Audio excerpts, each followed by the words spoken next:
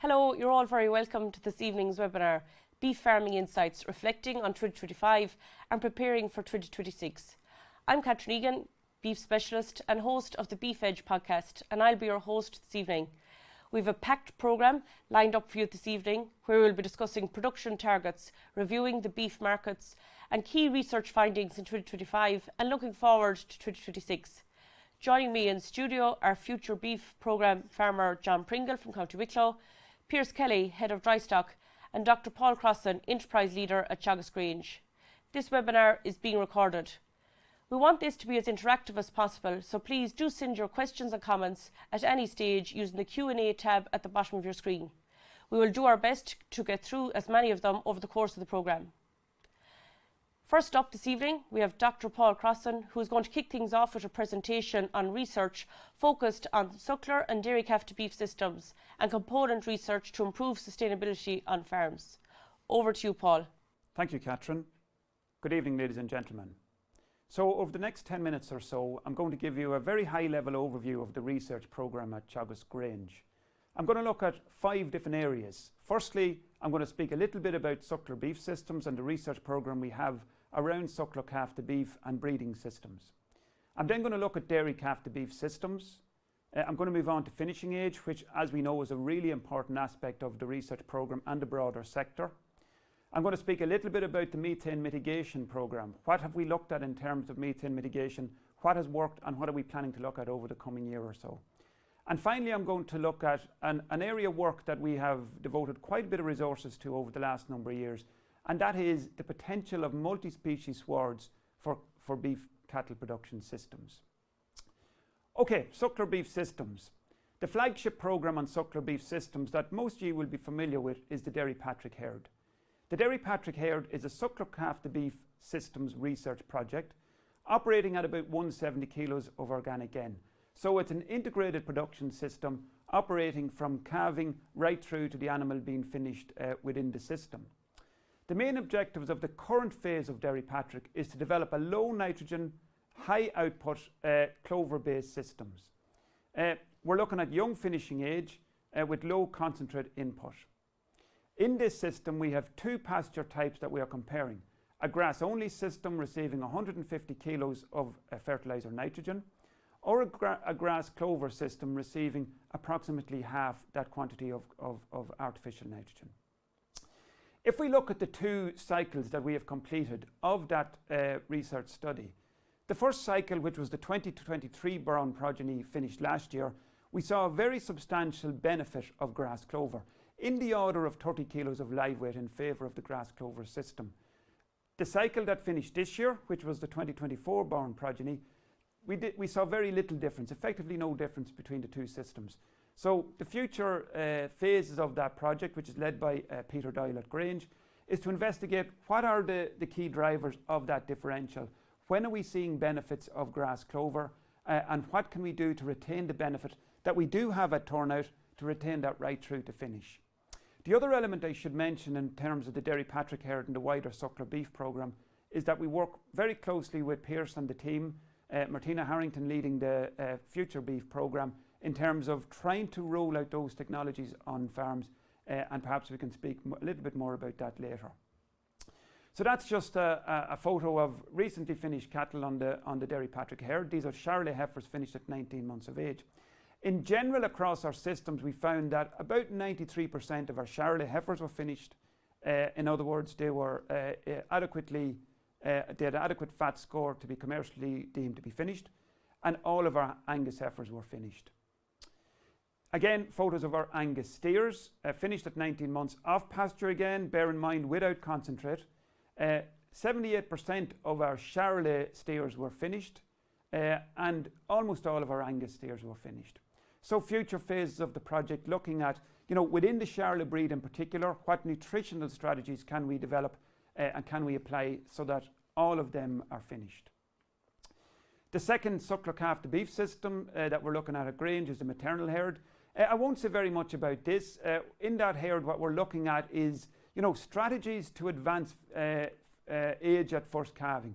It is one of the key areas in terms of profitability and also in terms of climate mitigation to calve at 2 years of age rather than 30 or 30 months of age or 3 years of age. So in this study, we're looking at the relationship between age at first calving and age at puberty. We're using sexed semen only, so female sorted semen, so that we predominantly produce heifer progeny, which is what we need for the study. And we look at different supplementation strategies and the potential of that to calve earlier within the herd.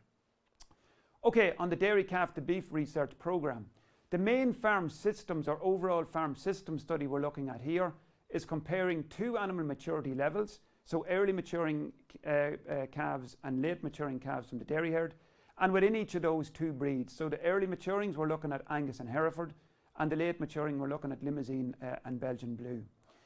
I think what I will say here, and I could have made the very same point in relation to the Suckler Systems Research Unit, is that it's been a superb year from a grassland perspective.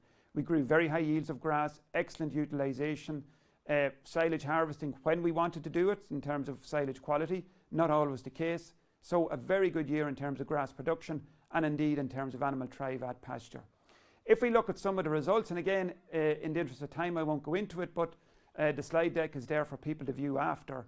We can see that generally we found similar performance levels in the order of 300 kilos carcass weight across our breed types. Slightly greater for our later maturing breed types, Hereford coming in just under the 300 kilo mark, but there or thereabouts, very good performance across all our breed types.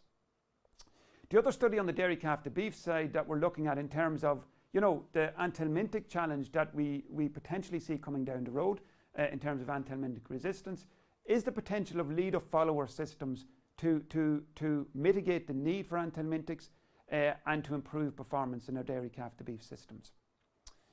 The next phase of the study, we'll be looking at, you know, more on the dam side. So from the dairy cow side, we're looking at 3 different breed types. So a national average type animal, an elite EBI type animal, and a Holstein Friesian crossed with Jersey. It's a small proportion of our total herd, but it does generate a reasonable amount of interest. So what is the potential to produce beef merit calves from those animals? And what we're looking at are, across those 3 cow types, are 2 sires, high beef merit sires and low beef merit sires, and both Angus bred. That will commence next year. The other area of work that we're looking at in terms of the dairy calf to beef system is early life nutrition.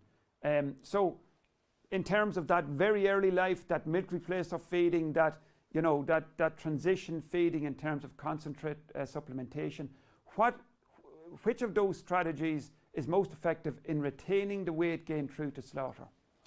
The second phase of work in terms of full-time life nutrition is supplementation at pasture in steer systems. In this study, we're looking at 5 different treatments. Our standard treatment, taking steers through to about 2 years of age, and 4 different alternatives where we feed concentrates at different phases in the lifetime. So either in the first grazing season or indeed right through to the second grazing season. How much of that is retained at slaughter, and what is the economic and environmental implications of those strategies?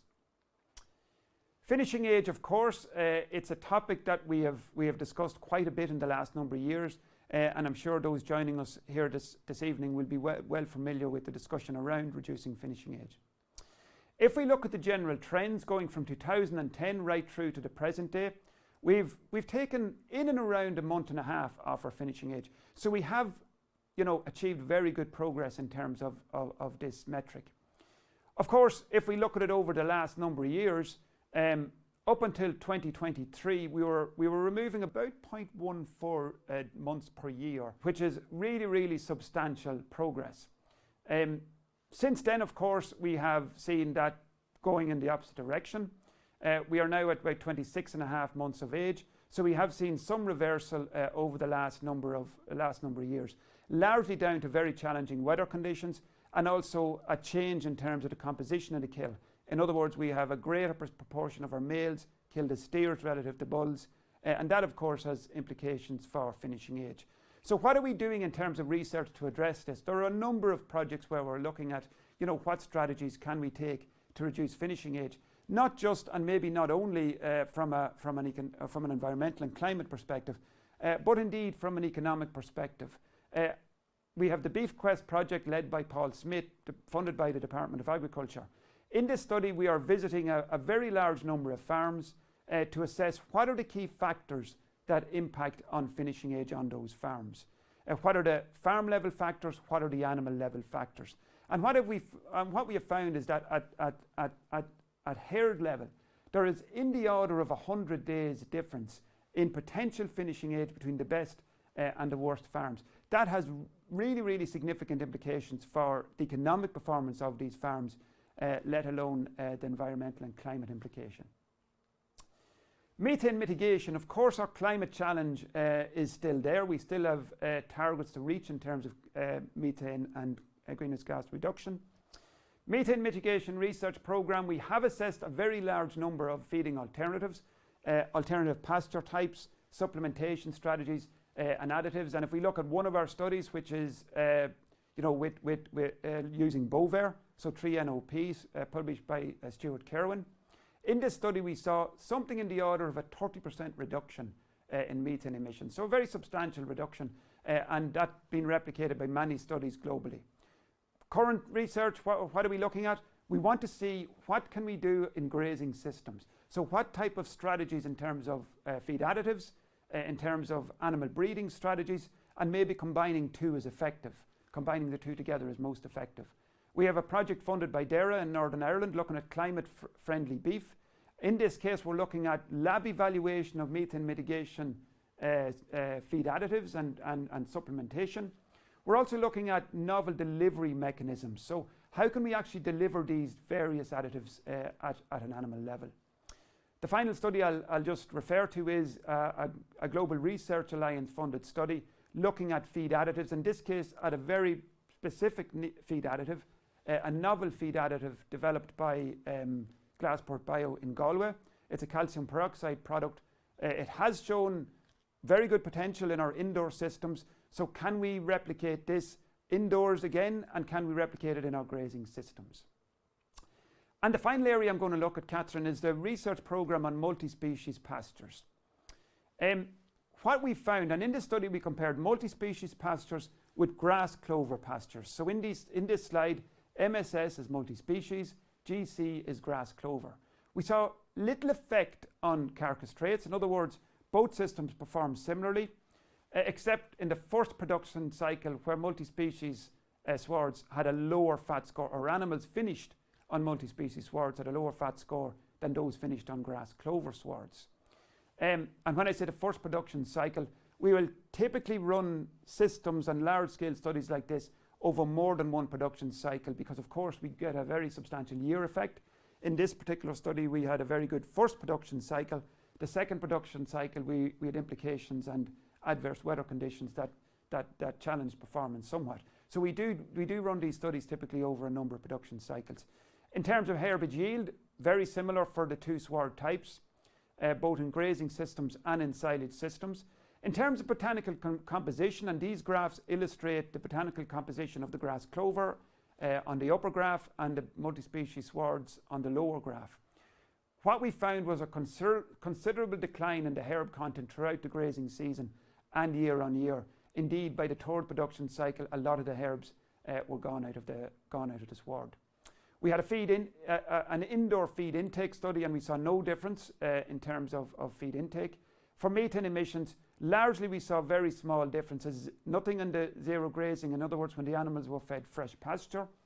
Indoors, slightly lower for multi-species swards, but very small in terms of its practical significance. So in terms of the animal and agronomic performance, we saw very little difference in summary between multi-species and grass clover systems. But of course there are broader benefits of multi-species swards that we didn't address and didn't measure in these studies. So that completes my overview of the programme at Grange, Catherine, and I look forward to questions and discussion after. Thank you, Paul. Can you join me here, please? There's a significant body of highly informative research ongoing at Teagasc Grange across both Suckler beef and dairy calf to beef systems, and I think the photo of the two Charlie heifers finished at 19 months says 1,000 words. The results show similar performance, Paul, between multi-species and grass clover pastures. What further metrics or long-term indicators do you think are important to access it? Yeah, thank you, Catherine. And I suppose firstly you alluded to the significant body of research, and I suppose it would be remiss of me not to mention, the team at Grange responsible for all of that research. We've a very dedicated team of researchers, Walt scholars. We've a super team of Walt scholars, postdocs, technicians and technologists, our farm staff, and indeed all of the other staff, administrative staff and so on, who are responsible for the programme. So it's really important to acknowledge them in terms of the work I showed there in those slides. And also just to note that that was the high-level overview of the main projects. There are many other smaller component research areas that we just didn't have time to touch on there this evening. In terms of the multi-species swards, so we look purely at the animal and agronomic aspects of the sward comparison, but of course there are many other elements that simply weren't within the scope of the project. So issues like drought tolerance, soil structure, ecosystem services in terms of biodiversity and species abundance and so on. So those are other areas that were, as I said, outside the scope of the project, but certainly other research centres within Teagasc, for example in Johnstown Castle, and other institutions have found benefits in terms of some of those metrics. So we had a very comprehensive study above the ground, if you like, but there's a lot happening potentially below the ground that we couldn't capture in our research. Most definitely, Paul. And you mentioned there the Beef Quest project, which is particularly timely for this time of year. Can you just outline what's involved with the project and whether there are any preliminary findings emerging showing differences in growth rates? Yeah, again, it's a project that's really, really important. We've probably two very large-scale projects on finishing age. Beef Quest is a department-funded project. We also have a Teagasc-funded project looking at finishing age. I suppose the key findings from the current phase, which is the farm visits and the farm survey, farm assessments and so on, is that 100 or so day difference between the best performing and the poorer performing farms, if you like. And that's very significant. That's based on the current growth rates where one might expect those finishing ages to land at. So that's 100 days, same carcass weight potentially at the end of that, but 100 days additional feeding, management, labour, facilities and so on involved in those two groups of farms. So, it's ostensibly focusing on climate and, greenhouse gas emissions and so on. But that's, if you look at it purely from an economic and a profitability perspective, that's a very significant cost incurred by that lower performing cohort of farms. The other area of that research we look at in the coming years is in that third grazing season, what steps can be taken to reduce finishing age. We focus a lot on that finishing at 2 years of age.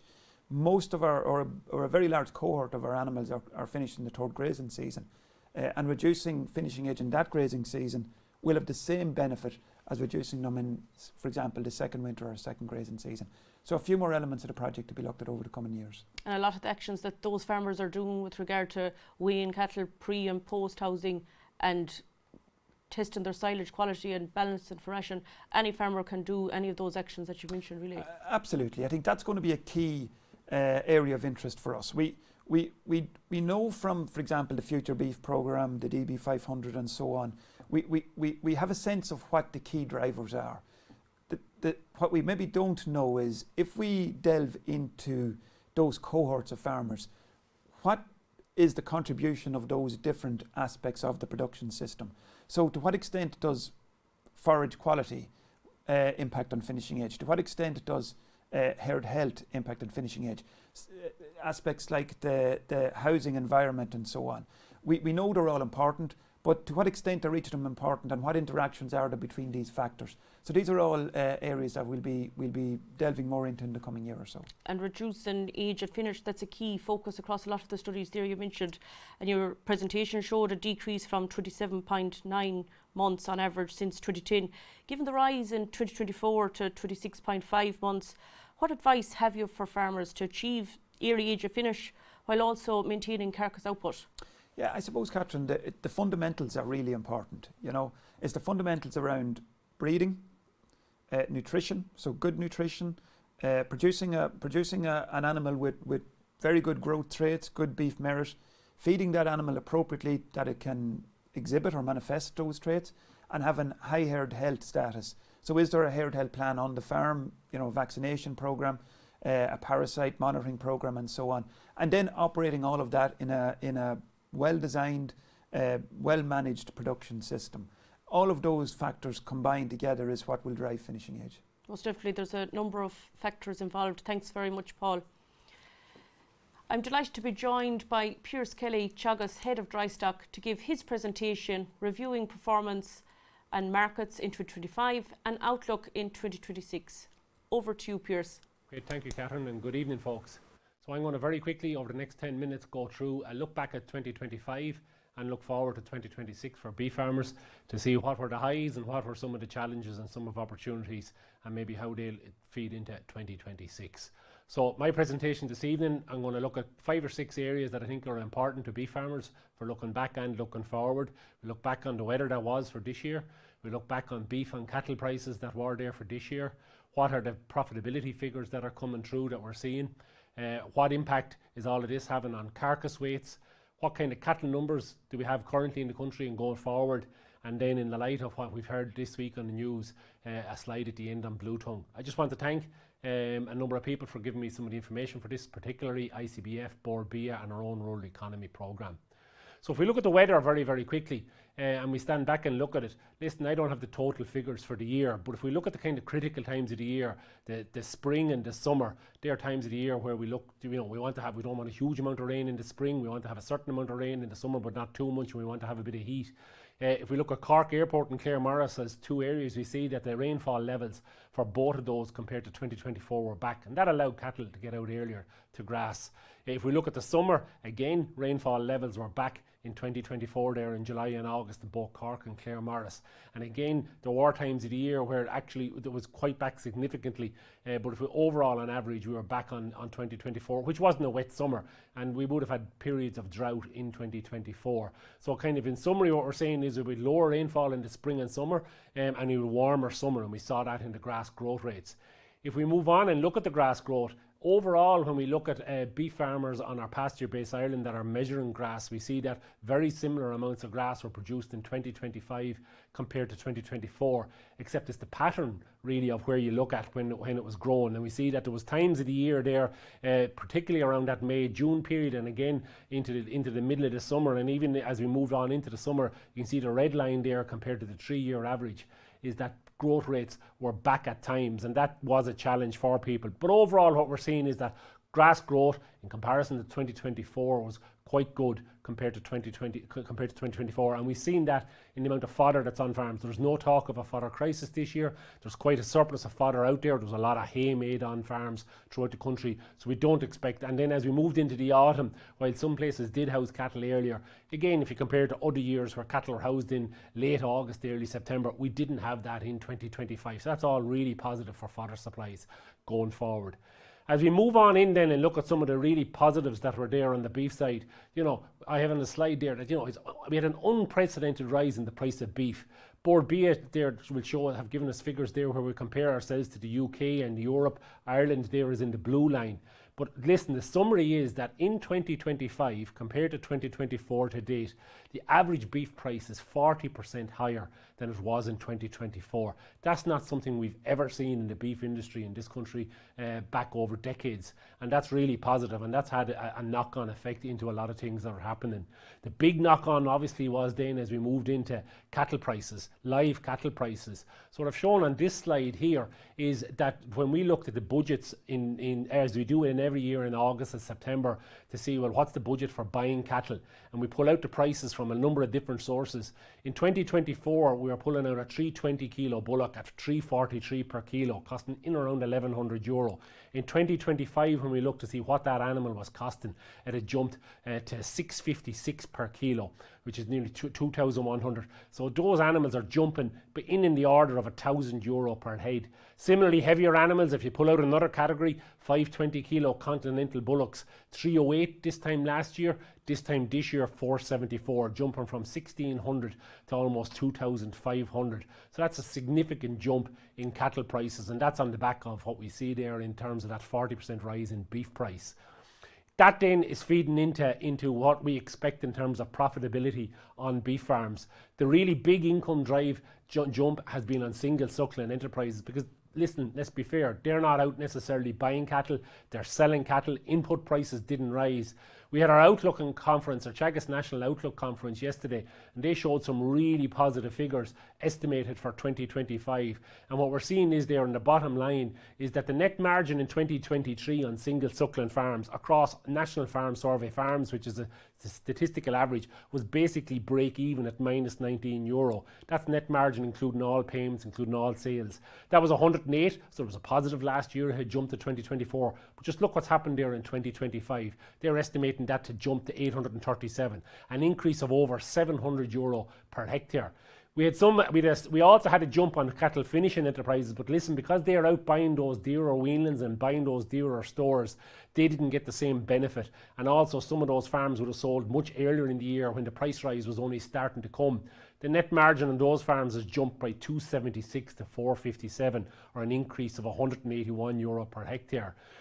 A slide I really liked from yesterday from the National Farm Survey from the Outlook conference was when we say, well, that's the average, but let's look at the top third. The top third of suckling farms are estimated in 2025 to going to be making €1,579 per hectare, a jump of over €1,000 on the 2024 levels. And the predictions from the Outlook conference from the Rural Economy Centre in Teagasc is that that'll more or less hold its own into 2026, and we can have a discussion about that, Catherine, later. The cattle finishing farms also took a jump from 800 on the top third to over 1100, and again the prediction is that they'll jump that little bit further again in 2026, getting the benefit from that higher price throughout the year. If we move on then and say, well, what impact has this on different things? Carcass weight has increased. Not going to go through all the figures here, but we'll see here that on average carcass weight has increased in 2025. That's a reflection of better quality grass, better grass growing, improved genetics. Producers are retaining their animals that little bit longer because of the good price, and input prices haven't really significantly increased. If you look at the price of meal, if anything, has gone back a little bit on last year. So that's encouraging people to keep that little bit longer. If we look at just the October figures there, we see the average bullock in October has jumped from 341 kilo carcass in October 24 to 358 kilos this year. Similarly, the heifer has jumped from 296 kilos to 308 kilos this year. If we move on then and we say, well, what's likely to happen in terms of calf numbers, or what's likely to happen in terms of numbers of animals going forward, and we stand back and we look at what's coming from the suckler herd and what's coming from the dairy herd, what we see is that there is actually lower suckler calvings this year, backed by so far to date by about 23,000. If we look at dairy calvings, they're also back significantly. And then if we move on and we look at, but what's happening within those, what we see is that the dairy herd, because of increased sex semen, is actually, while dairy calvings are back, there is actually more beef calves coming from the dairy herd. But overall, when we combine suckler and dairy herds, we see that beef sired calves are up 44,000. That's not because of the suckler herd, it's because of the dairy herd, increased number of beef calves there. But dairy sired male calves, those Frisian bull calves if you like, are back 60,000 because of sex semen. So overall there is a negative drop. So we're back by about a small amount there on those calves. So if we look at live exports then, what happened on the live exports? So there was a really strong calf live export season earlier in the year. There was strong demand from the EU. We've seen slightly lower levels of exports to international markets as animals became dearer as the year went on. They became less attractive. And we see that since October, the trade with Northern Ireland has picked up, but overall the live trade this October compared to last year has fallen back a little bit, and that's because of higher prices for those cattle was going to inevitably have an impact. And those are the total figures there. We see that overall live exports similar for the year, back by about 3% to date. In terms of our forecast going forward, a lot of figures on this, but what Board B are telling us is that we're back by about 8% in the prime kill for 2025 versus 2024. We're actually back by about 20% in the cull cow kill in 2025 versus 2024. And the overall figure there is that Board B expects that we're going to be back by over 200,000 cattle in the national kill in 2025 versus 2024. They don't expect it a further drop in 2026, and what they're saying is that in around 1.58 million cattle will be killed in the prime kill overall in 2026 versus 2025. So similar numbers for next year as this year, which has to be a positive in terms of price.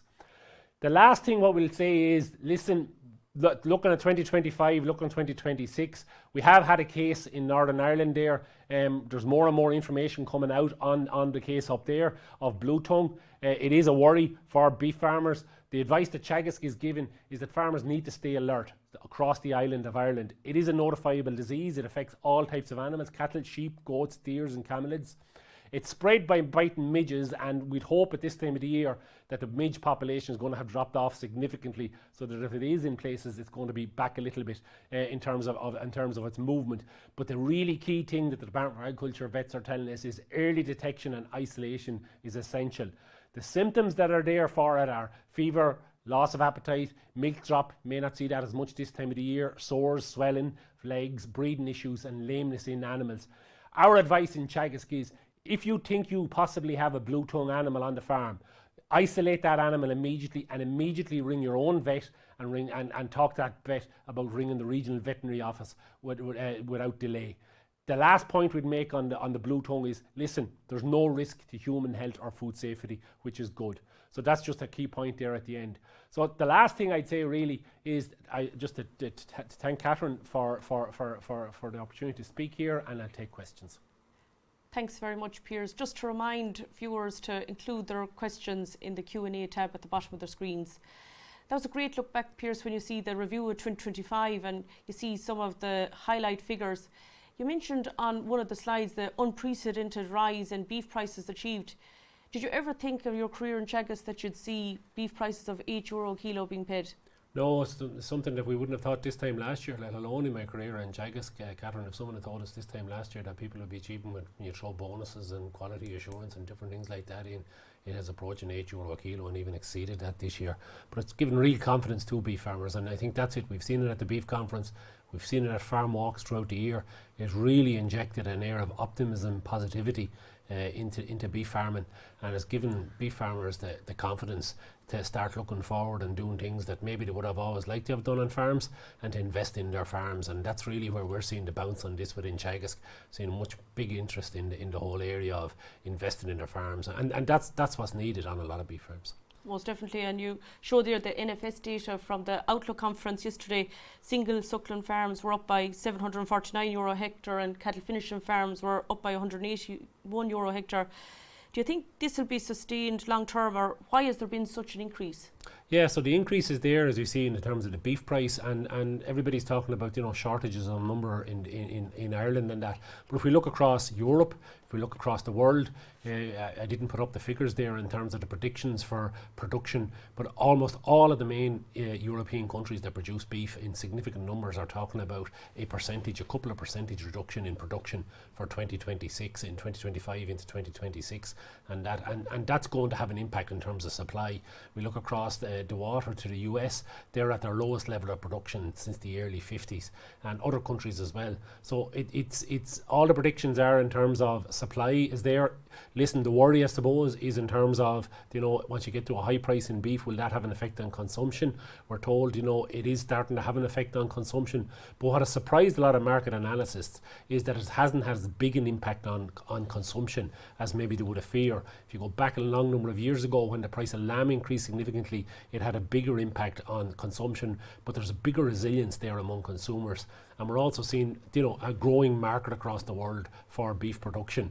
On the flip side of that is input prices luckily haven't gone up. We saw a peak in them there post-COVID and that, but if you look at 2025 versus 2024, you know, our input prices have held their own, and in some cases, you know, in the likes of meal and that, if anything, they've dropped back a little bit. So those two things combined will give her a huge amount of confidence that the profitability will stay there. But we don't know. There's things that we don't see. We've seen over the years things hit us on the horizon, around animal diseases, around human diseases, pandemics. We all don't, you know, we don't have a crystal ball on this, but as things stand, and economists looking at it, and broad range of economists, we had Rupert Claxton at our beef conference from GIRAG, and you know, they're also at an overall world level quite confident that farmers could be confident for the next couple of years in this. Yeah, it's good to hear of the optimism looking to 2026, I suppose, and beyond. Most importantly, you mentioned there the data from Borbia, and that highlights the national kill is back 200,000 head in 2025. Long term, what impact do you think that's going to have? Yeah, 200,000 is a huge amount of animals, and you know, we see, if we look at the Suckler herd there, we already know that the Suckler births are back this year. You saw some of the numbers there. Live exports are up, or they're holding their own. But 200,000 animals is 4,000 animals a week if you put it across the kill. Now, the only thing what people have to bear in mind too is that while we do have an impact, obviously we're a very large export and we export over 92% of our animals.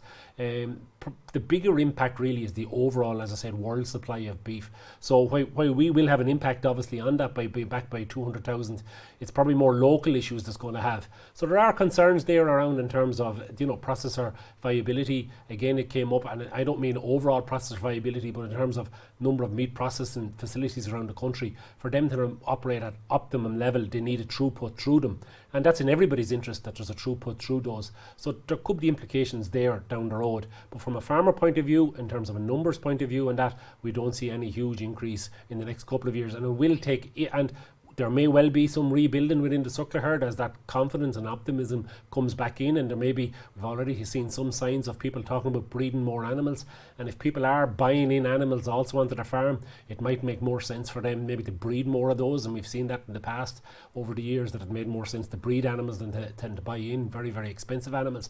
That may feed back in, but time will tell on that, Catherine. Yeah, and we're seeing that on farm with farmers buying in, you know, they're keeping their own replacement heifers maybe compared to buying replacement heifers this year in particular. Yeah, and then there's other areas as well where people can, you know, the whole area of calf and heifers at 2 years of age is kind of a hard one to get people to move on.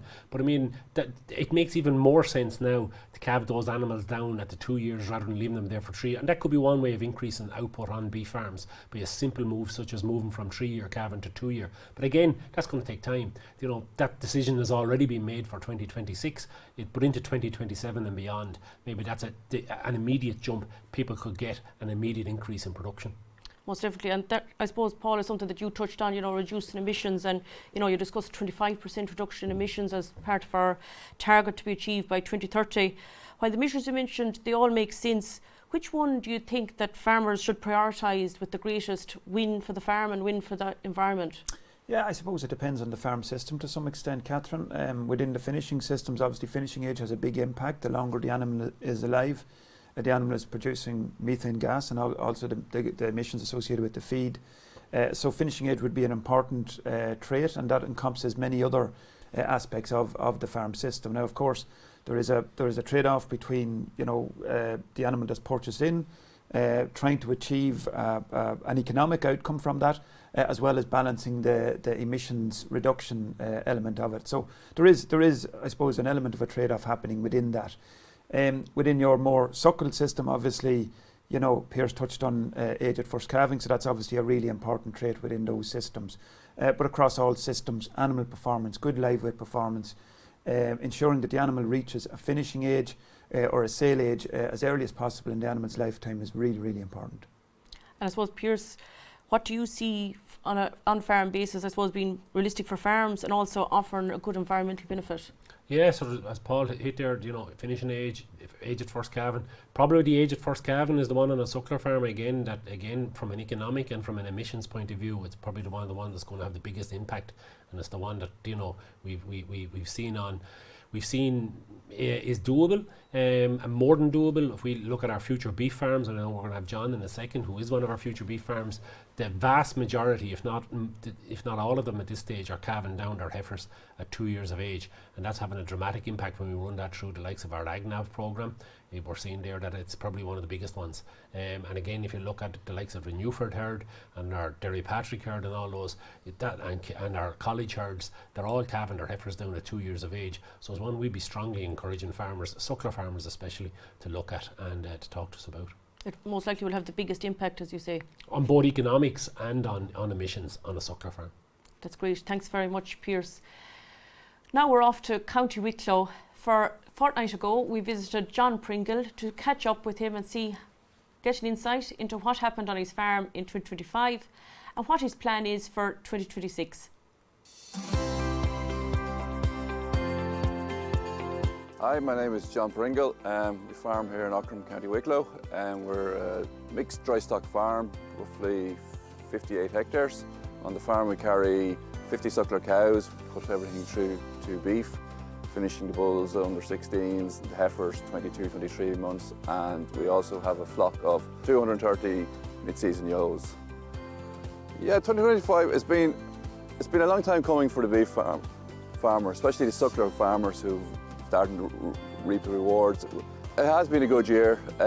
We finished our bulls, so they'll be sort of heading off in May, June along there. So our beef price was good at that time. It's great to get the return back for the guys that have persisted in the dry stock systems. Like, there's great positivity in the suckler sector, dry stock sector across the board. Like, and I think hopefully young people might look at the dry stock farming as a go again. Like, it's giving you confidence to reinvest in the farm.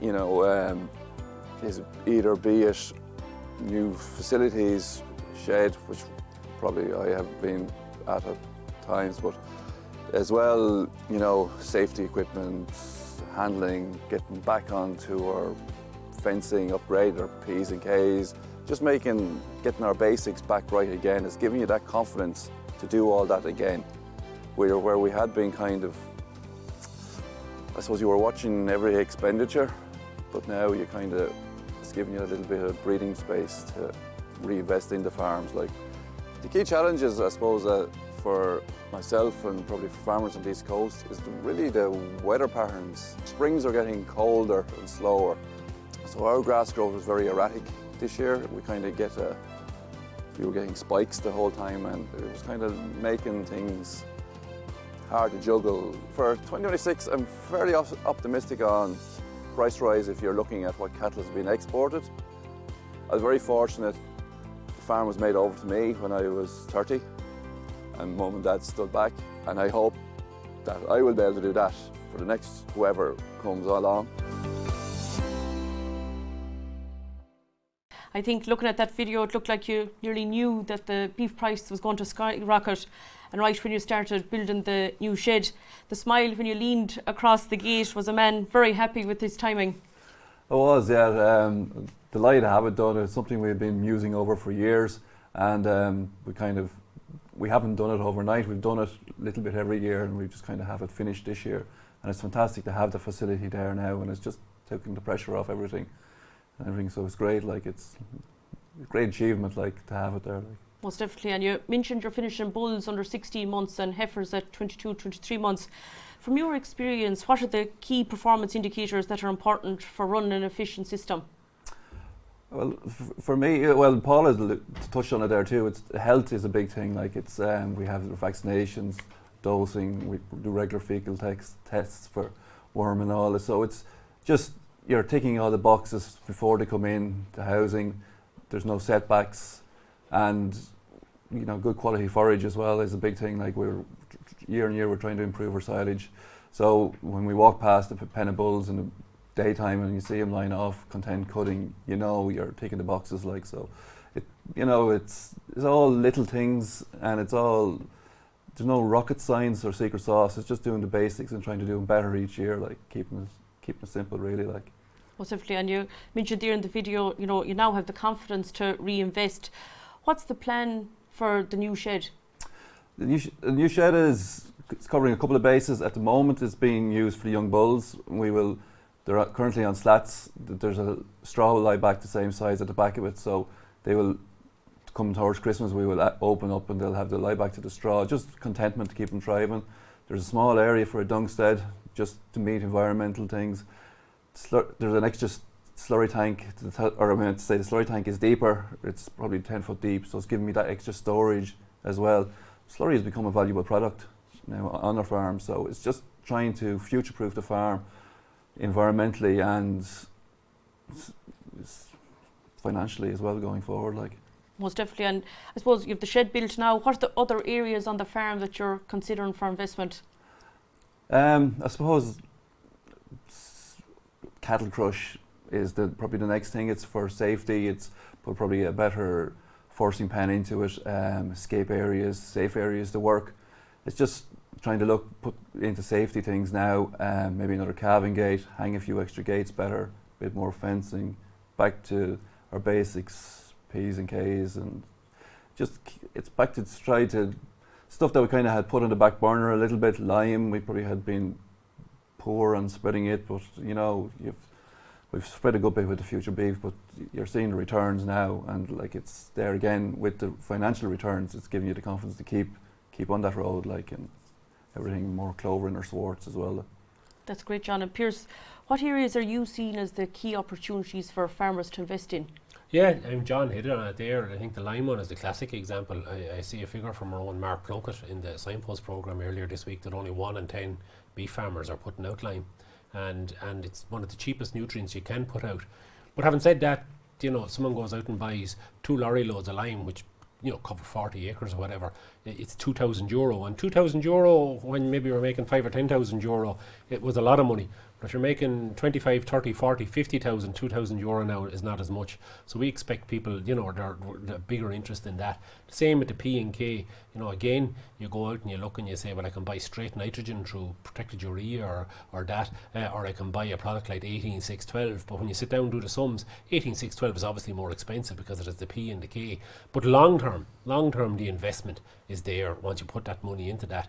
And we've seen that through the Future Beef programme, through the DB 500 programme, that when the people do get their lime right and get their P's and K's right, it's a saving long time. So it's that investment in the farm.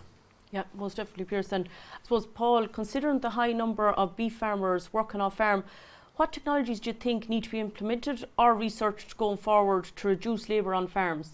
Yeah, and it's I suppose an area of the programme that we're really conscious of. If we look at the population of farmers that we're serving, you know, you have obviously the population that are full time and they're on the farm. They're probably operating reasonably intensively, so time is important for them. But equally, the cohorts that are, and it's a much larger cohort probably, that are part time, that are trying to manage an off farm job and then come home and maybe in the evenings, particularly at weekends, to carry out their activities on the farm. So again, for different reasons, labour and labour efficiency is really important. If we look at it at the farm systems level, it's a really compact, well-designed farm system. Compact calving, that you have your fixed calving season, you have your husbandry activities that can be organised, that can be managed, that can be planned in advance. You have, you know, groups of calves and groups of weanlings or store cattle or whatever system you're in, available for sale at a given point in time. So around, you know, I suppose in general, a very well organised and designed farm system. And then you're looking at facilities, you know, what facilities are available on the farm, can they be improved?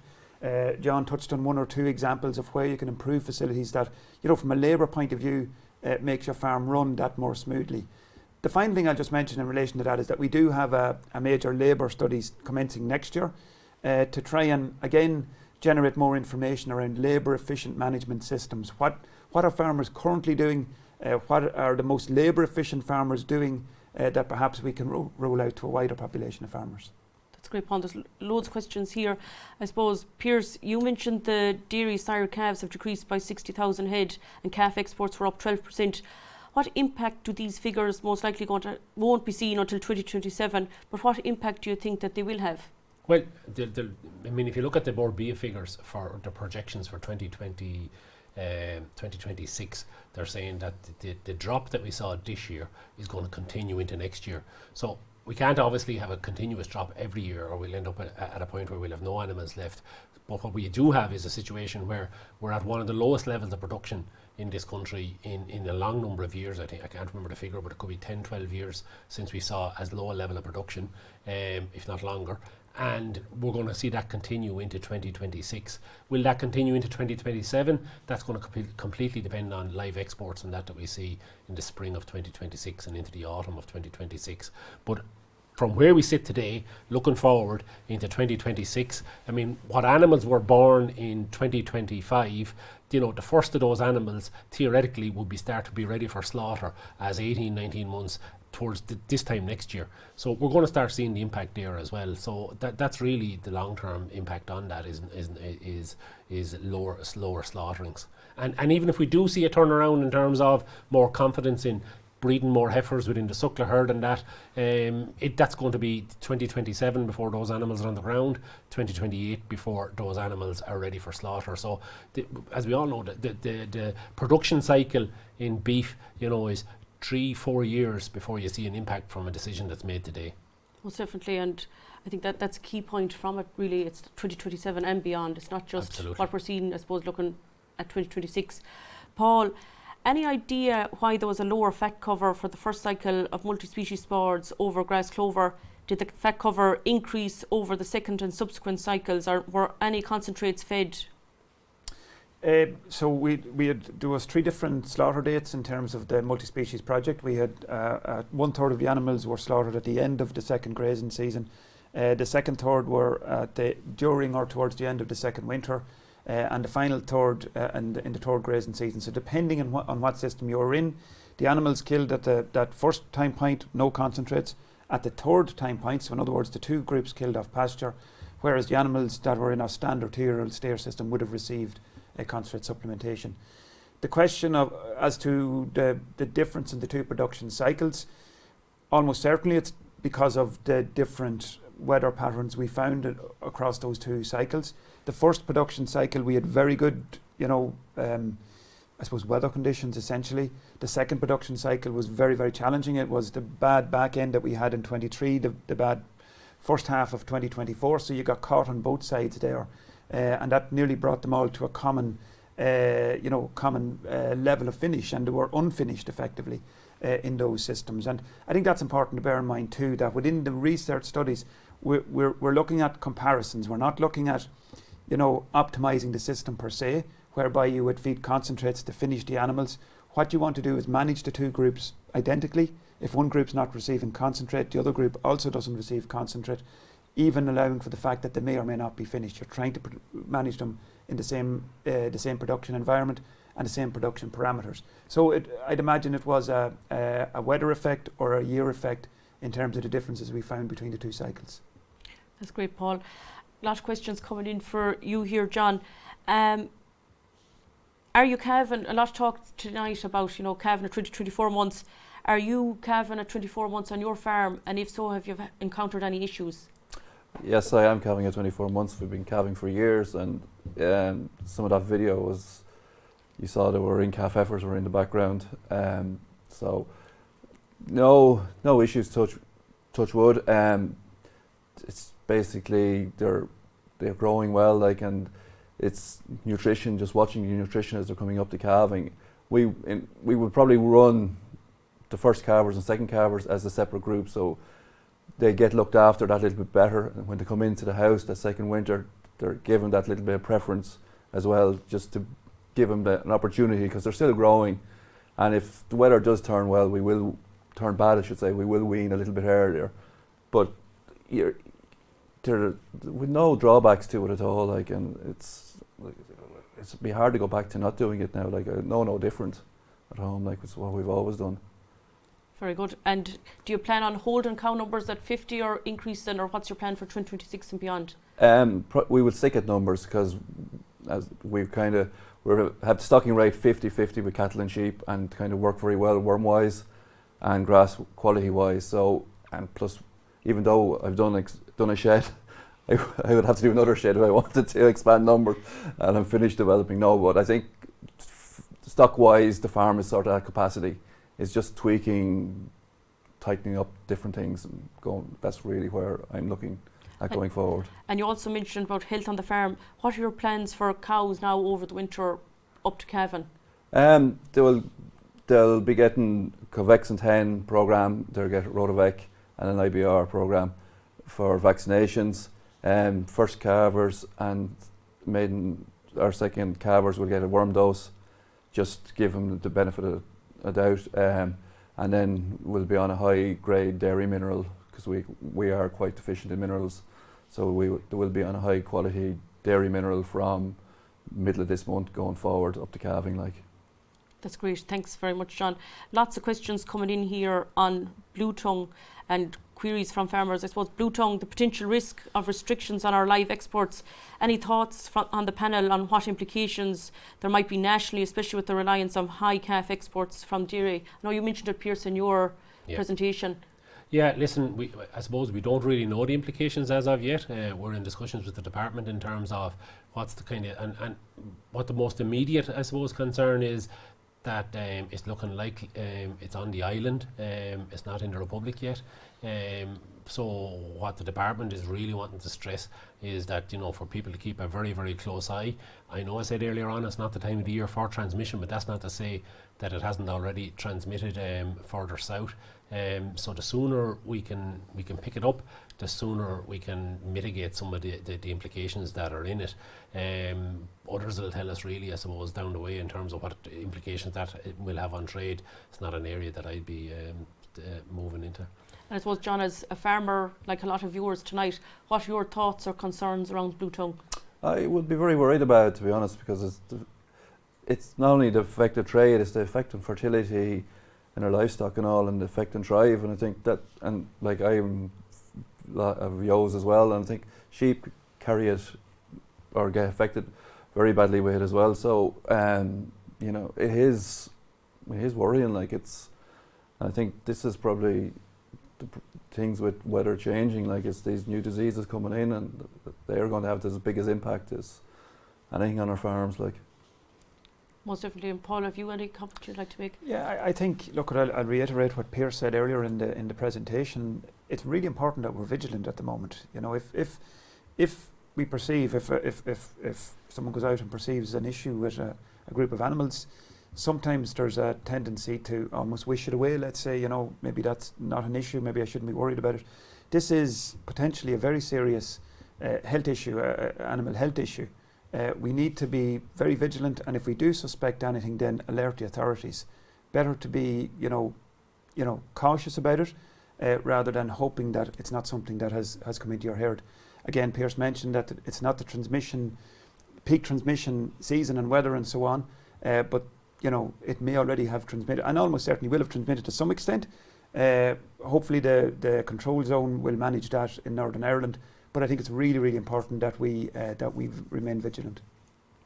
Most definitely, and I think there are loads of questions coming in here. I suppose, John, from your point of view, you're finishing bulls at under 16 months. Can you just talk through the process of the bulls now on the farm until they're finished next May or June? Yeah, I suppose before we wean, they're on a full vaccination programme for rotavirus and IBR to get an Ivomec, and then all that is done in early October. We're not afraid to house if the weather turns, because we need to keep these guys moving. We don't want a setback. They come in, we do another fecal test once they're in a month, just check for worms.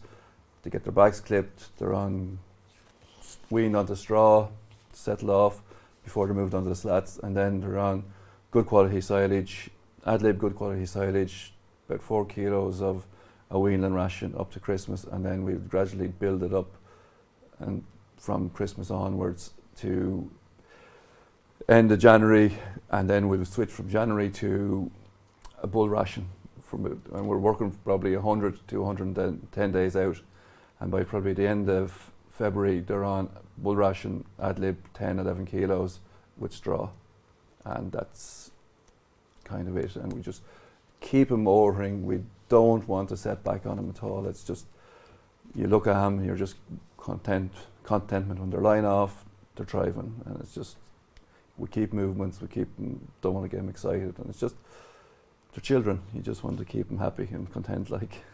Most definitely. Thanks, John. Finally, we've covered an awful lot tonight. Can I just ask each of you, what's your outlook for 2026? What one piece of advice have you for viewers here tonight? I'll come to you first, Pearse. Yeah, so listen, go back to what we talked about in terms of the investment. I think people need to sit down and have a think about, if they're going to bring in extra income, that has its own challenges too, in terms of a lot of people are working off farm too and have off farm income, so they're in the high tax bracket.